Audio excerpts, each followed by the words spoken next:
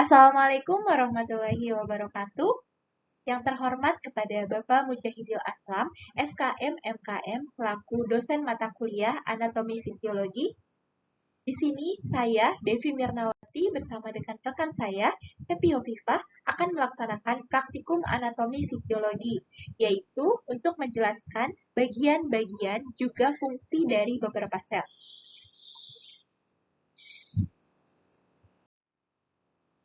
Baik, yang pertama yaitu ada sel manusia. Yang pertama itu ada mitokondria. Mitokondria terdapat di bagian yang ada di sebelah sini, yaitu fungsinya untuk membentuk ATP. Kemudian ada Paut. Paut ada di bagian di sebelah sini juga, yaitu fungsinya untuk mengangkut RNA dari nukleus ke sitoplasma.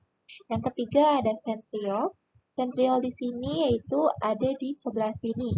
Sentriol sendiri memiliki fungsi atau berperan dalam proses pembelahan yang mengatur arah gerak kromosom. Kemudian selanjutnya ada lisosom. Lisosom juga berdekatan dengan sentriol, yaitu memiliki fungsi sebagai sistem pencernaan sel. Kemudian ada mikrotubulus.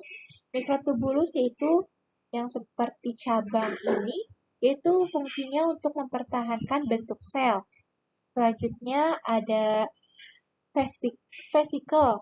Vesikel ini yaitu untuk menyimpan produk sekretorik sampai mendapat sinyal.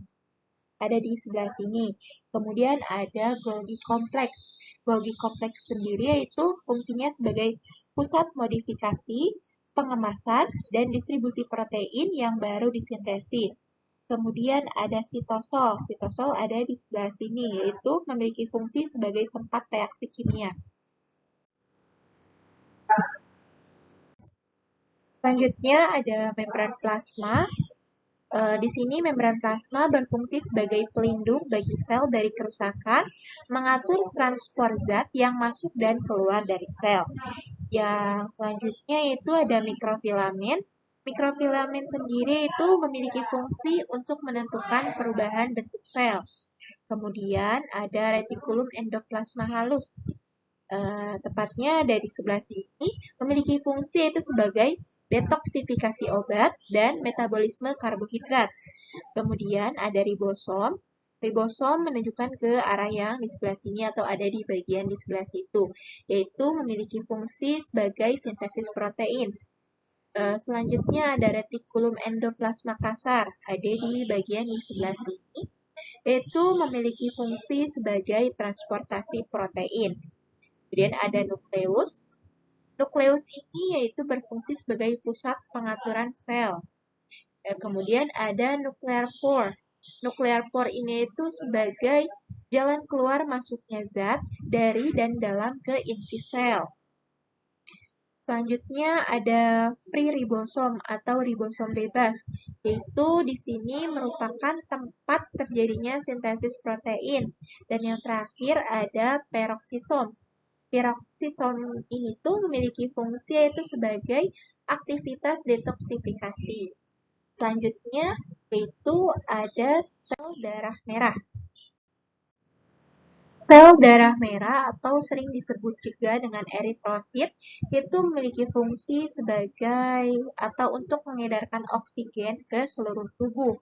Kemudian di sel darah merah itu mengandung hemoglobin, di mana hemoglobin ini fungsinya yaitu untuk mengikat oksigen juga sebagai pemberi warna merah pada darah. Selanjutnya akan dijelaskan oleh rekan saya, Happy Hovifah.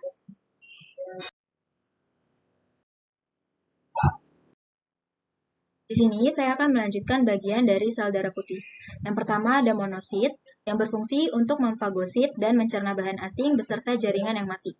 Lalu ada eosinofil. Eosinofil ini berfungsi untuk sistem imun. Sistem imun yang berfungsi untuk melindungi tubuh dari serangan penyakit dan melawan bakteri yang relatif besar seperti cacing. Kemudian ada basofil. Basofil ini berfungsi untuk menghasilkan reaksi peradangan untuk melawan infeksi. Kemudian ada limfosit. Limfosit berfungsi untuk mencegah bahaya benda asing yang masuk ke dalam tubuh. Kemudian ada neutrofil. Neutrofil ini berfungsi untuk melawan infeksi dan melindungi dari bahaya penyakit. Untuk bagian selanjutnya, pada bagian-bagian sel pembuahan, yang pertama ada membran sel. Membran sel ini berfungsi untuk transport molekul dan pertukaran zat. Kemudian ada pronukleus pria. Pronukleus pria ini berfungsi untuk menghasilkan selubung nukleus kontinu yang mengelilingi nukleus zigot. Kemudian di sini ada nukleus. Nukleus ini berfungsi untuk menyimpan informasi genetik, mengontrol pertumbuhan sel, tempat replikasi dan transkripsi, dan untuk mengendalikan metabolisme. Kemudian di sini ada pronukleus wanita. Pronukleus wanita ini berfungsi untuk proses pembuahan. Lalu ada perivitelin spage. Dia ini merupakan ruang antara zona pelusida dan membran sel oosit atau ovum yang dibuahi.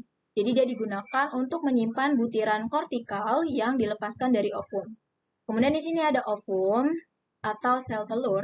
Ovum ini berfungsi untuk memastikan sel kromosom berada pada ruangan yang tepat sehingga memungkinkan terjadinya pembuahan sel oleh sel sperma. Di sini ada zona pelusida. Jadi zona pelusida ini berfungsi untuk melindungi sel telur dan embrio dari kerusakan mekanik selama ovulasi dan perjalanan sepanjang saluran reproduksi betina. Dan di sini ada sperma.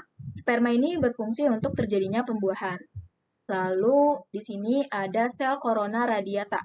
Jadi sel korona radiata ini merupakan sel granulosa yang berlapis-lapis dan melekat di sisi luar oosit sekunder. Jadi sel ini bertindak seperti pembungkus gelembung.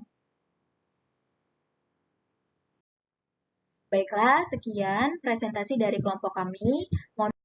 Mohon maaf apabila terdapat kesalahan dan kekurangan pada saat menyampaikan materi. Terima kasih.